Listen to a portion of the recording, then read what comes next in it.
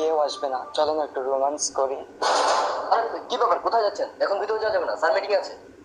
না মানে আমার ওয়াইফ মনে হয় ভেতরে আছে, আমি আমার ওয়াইফের জন্য নাস্তা নিয়ে আসছিলাম। সরি স্যার, আমি আসলে নতুন আসি তো কিছু জানি না। আচ্ছা আপনি আসুন। It's okay, no problem.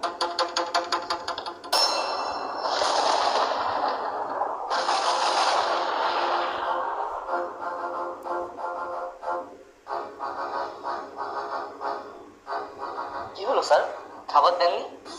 Madam মনে হয় ব্যস্ত আছে তাই না? আমাকে দেন, আমি দিয়ে দিব। না না, খাবার দিতে হবে না।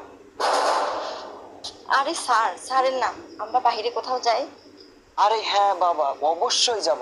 আজকে তোমাকে নিয়ে আমি অফিস শেষে কফি খেতে যাব। আচ্ছা ঠিক আছে, আমি এখন ফাইলটা সিগনেচার করে নিচ্ছি।